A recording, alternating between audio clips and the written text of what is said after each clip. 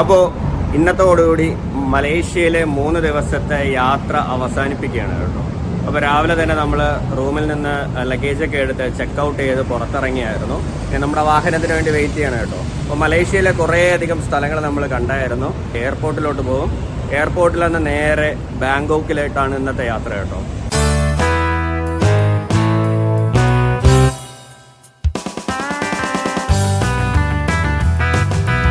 ഇനി റൂമൊക്കെ ക്ലോസ് ചെയ്ത് ഇറങ്ങിയിട്ട് നമുക്ക് നമ്മുടെ വാഹനം ഇവിടെ താഴെ ഇവിടെ വന്നിട്ടുണ്ട്. അപ്പോൾ ഇനി അങ്ങോട്ട് പോകണം. റൂമൊക്കെ ക്ലോസ് ചെയ്തു. അങ്ങനെ നമ്മളെ ലഗേജൊക്കെ നേരെ വാനിലോട്ട് കയറ്റുകയാണ് കേട്ടോ. വിശാലമായ പാർക്കിങ്ങോ.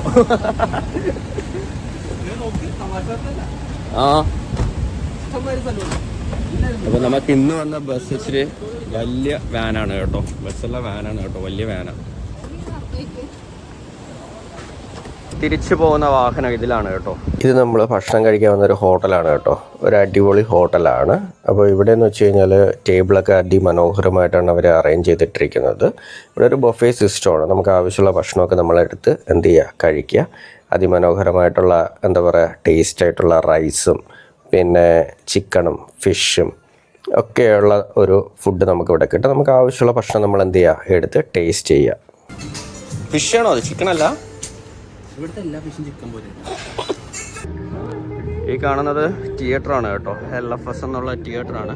ഇത് ഫുള്ള് ഇന്ത്യൻ സ്ട്രീറ്റാണ് കേട്ടോ. ഇവിടെ കൂടുതലും ഇന്നാണെങ്കിൽ ഇവിടെ ഒരുമാതിരിയുള്ള ഈ റോഡെല്ലാം കുറേയൊക്കെ റോഡ് ക്ലോസ് ചെയ്തിരിക്കുകയാണ് കേട്ടോ. ഒന്നാമത് സൺഡേ ആണ്. പിന്നെ ഒത്തിരി റഷസൊക്കെ ആകുമ്പോഴത്തേക്ക് ഇവിടെ റോഡുകളെല്ലാം ക്ലോസ് ചെയ്യും. അങ്ങനെ നമ്മൾ ഒരു സ്ഥലത്ത് ഇറങ്ങിയിട്ട് എന്ത് ചെയ്താൽ ഞങ്ങളടുത്ത് ഡ്രൈവർ പിക്ക് ചെയ്യാൻ വേണ്ടി വേറെ എവിടെയോ വന്നിട്ടുണ്ട്. ഓക്കെ, അങ്ങനെ എൻ്റെ 4 ദിവസത്തെ മലേഷ്യൻ യാത്രയൊക്കെ അവസാനിപ്പിച്ച് ഞാൻ നേരെ എയർപോർട്ടിലോട്ട് പോകണം കേട്ടോ. അതിമനോഹരമായ മലേഷ്യയിലെ റോഡിലെ കാഴ്ചകളൊക്കെ കണ്ടുകൊണ്ട് ഇങ്ങനെ വാഹനത്തിൽ യാത്ര ചെയ്യണം. ഈ സൈഡിലൊക്കെ ഉണ്ടോ അതിമനോഹരമായ പച്ചപ്പുകളാണ് നമുക്ക് കാണാൻ പറ്റുന്നത്.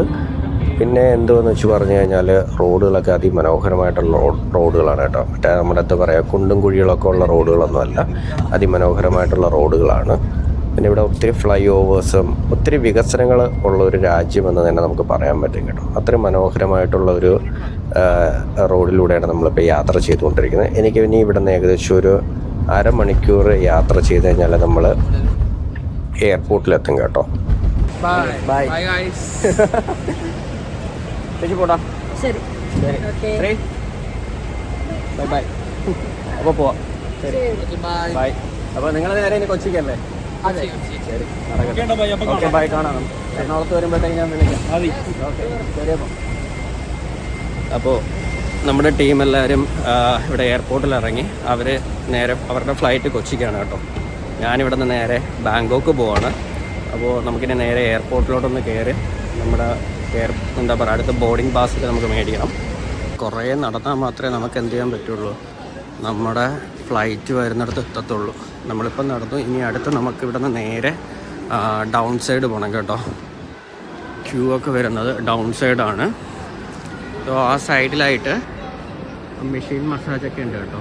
എസ്കലേറ്റർ വഴി നേരെ താഴെ ഇറങ്ങും കേട്ടോ. മലേഷ്യൻ എയർപോർട്ടിനകത്ത് കയറിയപ്പോഴത്തേക്ക് ഇവിടെ ഒരു കണ്ടോ, ഹാപ്പി ദിവാലി എന്നുള്ള ഒരു ബോർഡൊക്കെ ഉണ്ട് കേട്ടോ. അവിടെ നിന്ന് ഫോട്ടോയൊക്കെ എടുക്കാം. ബോർഡിംഗ് പാസ്സൊക്കെ കഴിഞ്ഞായിരുന്നു. എമിഗ്രേഷൻ എല്ലാം കഴിഞ്ഞു. നേരെ ഫ്ലൈറ്റിൻ്റെ അങ്ങോട്ട് പോവാണ് കേട്ടോ. ആക്ച്വലി നമ്മൾ നേരത്തെ പറഞ്ഞിരുന്നു മലേഷ്യയിലായിരുന്നു. മലേഷ്യയിൽ നിന്ന് നേരെ ബാങ്കോക്കിലേക്ക് പോവാണ് കേട്ടോ.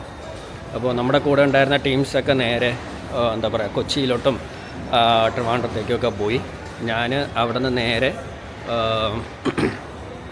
നേരെ ബാങ്കോക്കിലേക്ക് പോവുകയാണ്. കുറച്ച് ദിവസം ബാങ്കോക്കിലുണ്ടാവും. അപ്പോൾ അവിടുത്തെ കുറച്ച് സ്ഥലങ്ങളിലും അവിടെ കുറച്ചൊന്ന് എക്സ്പ്ലോറൊക്കെ ചെയ്യണം. അപ്പോൾ നമ്മുടെ ഫ്ലൈറ്റ് വന്നിട്ട് 7:30-ക്കാണ്. ഈവനിങ് മലേഷ്യൻ ടൈം 7:30-ക്കാണ്. ഇവിടെ നിന്ന് ഏകദേശം ഒരു 1.25 മണിക്കൂർ ട്രാവലുണ്ട് ബാങ്കോക്കിൽ. അപ്പോൾ ഇന്ത്യക്കാരായ നമുക്ക് ഈസിയായിട്ട് നമുക്ക് തായ്ലൻഡിലേക്ക് പോകണമെന്നുണ്ടെങ്കിൽ നമ്മൾ ചെയ്യേണ്ടത് വേറൊന്നുമല്ല, ഒരേ ഒരു കാര്യം ചെയ്താൽ മതി. 1-2 കാര്യങ്ങൾ മാത്രമേ ഉള്ളൂ നമുക്ക് ഈസിയായിട്ട് നമുക്ക് തായ്ലൻഡിൽ പോകാം. ഒന്നാമത്തേത് നമുക്ക് ആവശ്യമായിട്ടുള്ള പാസ്പോർട്ട്, അതായത് 6 മന്ത് വാലിഡിറ്റി ഉള്ള ഒരു പാസ്പോർട്ടാണ് നമുക്ക് തായ്ലൻഡിലേക്ക് പോകാൻ വേണ്ടി നമുക്ക് ആവശ്യമുള്ളത്. എന്തൊക്കെയോ സംഭവങ്ങൾ പറയുന്നുണ്ട് കേട്ടോ, ഒന്നും മനസ്സിലായില്ല. പിന്നെ നമുക്ക് രണ്ടാമത് വേണ്ട ഒരു കാര്യം എന്താണെന്ന് വെച്ച് കഴിഞ്ഞാൽ അപ്പ് ആൻഡ് ഡൗൺ ഫ്ലൈറ്റ് ടിക്കറ്റാണ്. Up and down flight ticket എന്ന് പറഞ്ഞു കഴിഞ്ഞാൽ നമ്മൾ ഇവിടെ നിന്ന് പോകുന്ന ടിക്കറ്റും വേണം, അതുപോലെ നമുക്ക് റിട്ടേൺ വരേണ്ട ടിക്കറ്റ് കൂടി നമ്മുടെ കയ്യിൽ ഉണ്ടാവണം. എങ്കിൽ മാത്രമേ നമുക്ക് തായ്ലൻഡിലേക്ക് പോകാൻ പറ്റത്തുള്ളൂ. കാരണം ഇത് എമിഗ്രേഷൻ സമയത്ത് ഈ ടിക്കറ്റ് അവരെന്ത് ചെയ്യും, നമ്മോട് ചോദിക്കും, നിങ്ങളുടെ കയ്യിൽ റിട്ടേൺ ടിക്കറ്റ് ഉണ്ടോ എന്നുള്ള കാര്യം ചോദിക്കും. ഇപ്പോൾ തായ് എയർ ഏഷ്യയുടെ ആണെങ്കിൽ തായ് എയർ ഏഷ്യയുടെ തന്നെ സൈറ്റുണ്ട്, ഇൻഡിഗോയുടെ ആണെങ്കിൽ അങ്ങനെ അതിൻ്റെ നിന്ന് എടുക്കാം നമുക്ക്. അങ്ങനെയുള്ള അവരവരുടെ ഓരോ ഫ്ലൈറ്റിൻ്റെ സൈറ്റിൽ നിന്ന് നമുക്ക് ടിക്കറ്റ് എടുക്കാം. ഇല്ലയെന്നുണ്ടെങ്കിൽ ഓൺലൈനായിട്ട് നമുക്ക് എടുക്കാം. അഗോഡ വഴി എടുക്കാം, ഗോ വഴി നമുക്ക് എടുക്കാം. അപ്പോൾ ഇതൊക്കെ വഴി നമുക്ക് എന്ത് ചെയ്യാൻ പറ്റും, ഫ്ലൈറ്റ് ടിക്കറ്റ് ബുക്ക് ചെയ്യാൻ പറ്റും. ഇതൊക്കെ നല്ല ഇച്ചിരി റേറ്റ് കുറവായിട്ട് നമുക്ക് കിട്ടാനും സാധ്യത കൂടുതലാണ്.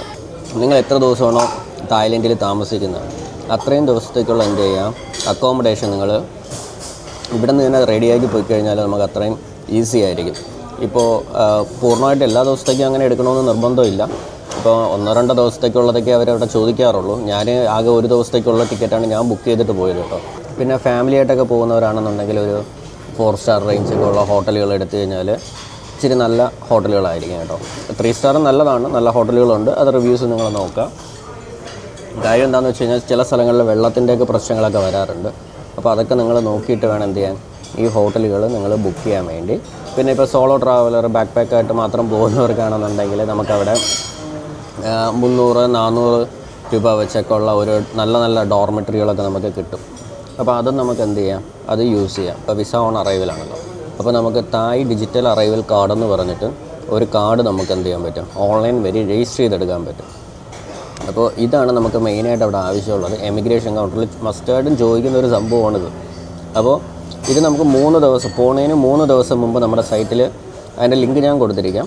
അപ്പോൾ ആ ലിങ്കിൽ കയറിയിട്ട് എന്ത് ചെയ്യാം, നമ്മുടെ ഈ സൈറ്റിൽ കയറി നമ്മുടെ പാസ്പോർട്ട് നമ്പർ, പിന്നെ നമ്മുടെ എന്നാണ് പോകുന്നത് എന്നുള്ള ഡേറ്റ്, നമ്മുടെ ഫോൺ നമ്പർ, നമ്മുടെ പേര്, ഇതെല്ലാം എന്ത് ചെയ്യുക, അതിനകത്ത് ഡോക്യുമെൻ്റ് കൊടുക്കുമ്പോഴത്തേക്ക് നമുക്ക് ഈ തായ് ഡിജിറ്റൽ അറൈവൽ കാർഡ് എന്ന് പറഞ്ഞൊരു സംഭവം നമ്മുടെ കയ്യിൽ എന്ത് ചെയ്യും, ഒരു പേപ്പറായിട്ടുള്ളത് കിട്ടും, ഡോക്യുമെൻ്റ് കിട്ടും.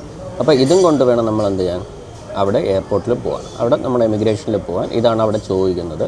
അപ്പോൾ ഈ 10,000 തായ് ബാത്ത് എന്ന് പറയുന്നത് നിങ്ങൾക്ക് ഇവിടെ നിന്ന് വേണമെങ്കിലും കറൻസി ആക്കിയിട്ട് എന്ത് ചെയ്യാൻ പറ്റും, പോകാൻ പറ്റും.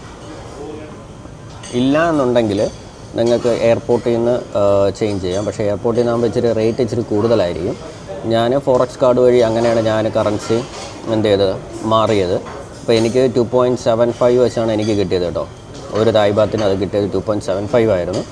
നമുക്ക് തായ്ലൻഡിൽ പോയിട്ടായാലും എന്ത് ചെയ്യാൻ പറ്റും, കറൻസി എക്സ്ചേഞ്ച് ചെയ്യാൻ പറ്റും. അവിടെയും വലിയ റേറ്റൊന്നും വരുന്നില്ല. നമുക്കവിടെ ട്രാവൽ ചെയ്യണമെങ്കിൽ നമ്മൾ എയർപോർട്ടിൽ നിന്ന് ഇറങ്ങിക്കഴിയുമ്പോൾ തന്നെ നമുക്കവിടെ ബസ് സൗകര്യങ്ങളുണ്ടാവും.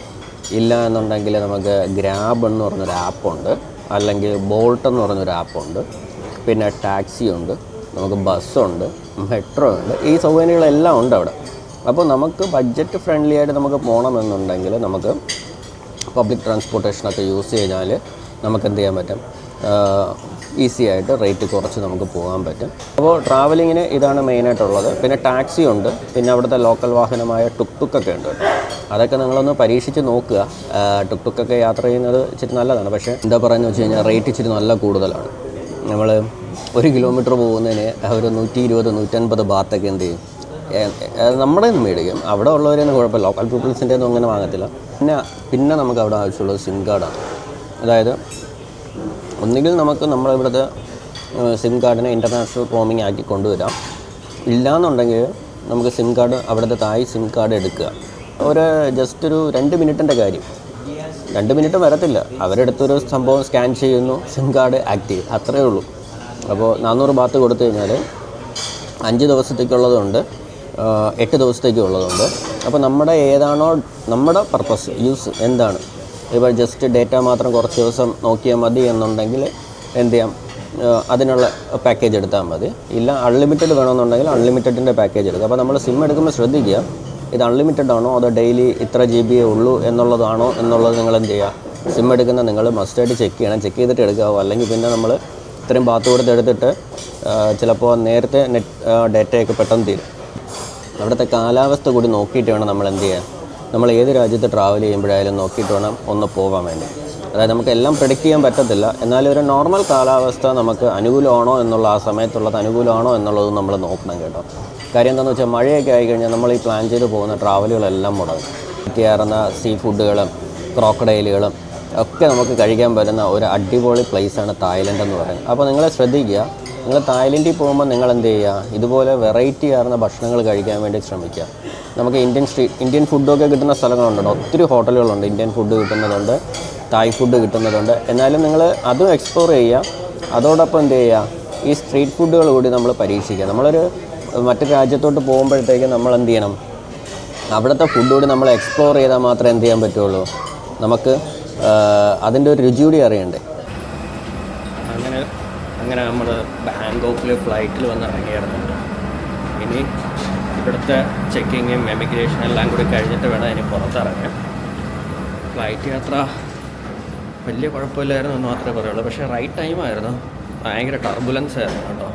ഏകദേശം ഒരു 20 മിനിറ്റ്സ് 30 മിനിറ്റ്സോളം ടർബുലൻസ് ആയിരുന്നു. ആ ഒരു ബുദ്ധിമുട്ട് മാത്രമേ ഇടയ്ക്ക് ഉണ്ടായിരുന്നുള്ളൂ, അല്ലാതെ യാത്രയ്ക്കൊക്കെ വേറെ കുഴപ്പമില്ലായിരുന്നു കേട്ടോ. അപ്പോൾ ഇനി ഇവിടുന്ന് നമുക്ക് കുറച്ച് ദൂരം നടന്നിട്ട് നമുക്ക് നേരെ എമിഗ്രേഷൻ അങ്ങോട്ട് പോകണം. എമിഗ്രേഷൻ കൗണ്ടറിലോട്ട് പോകണം. കുറച്ച് ദൂരം നടക്കാനുണ്ട് കേട്ടോ. നമ്മുടെ എമിഗ്രേഷൻ കഴിഞ്ഞു. ഇനി നമുക്ക് നമ്മുടെ ലഗേജ് ഇവിടെ ഒന്ന് കിടപ്പുണ്ട് കേട്ടോ. അപ്പോൾ അത് ഇവരിവിടെ എടുത്ത് ഇവിടെ വെച്ചിട്ടുണ്ട്. അപ്പോൾ ഇനി ഇതിനെ നമുക്ക് എടുക്കണം.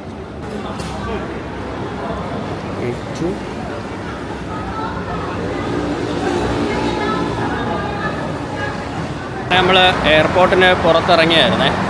അപ്പോഴത്തേക്ക് നമ്മുടെ ഒരു സുഹൃത്ത് ഇവിടെ കാത്തു നിൽപ്പുണ്ട്. ലൈൻ ഇവിടെ നിൽപ്പുണ്ട്. ലൈനിന് നമുക്കിനി കാണണം. ലൈൻ എവിടെയാണെന്നുള്ളതൊന്ന് തപ്പി നോക്കട്ടെ. നമ്മുടെ ലഗേജ് എല്ലാം വന്നത് താഴെയാണ് കേട്ടോ. പക്ഷേ ലൈൻ നിൽക്കുന്നത് 3rd ഫ്ലോറിൽ എവിടെയാണെന്ന് തോന്നുന്നു. ഇനി ഇവിടെ പാർക്കിങ്ങിൽ ആളുണ്ടെന്നാണ് പറഞ്ഞത്. ഒന്ന് നോക്കട്ടെ കേട്ടോ. നേരമായില്ല ഞാൻ തപ്പാൻ തുടങ്ങിയിട്ട്. ഇത് ഏത് വഴിയാണ് പുറത്തിറങ്ങേണ്ടേ?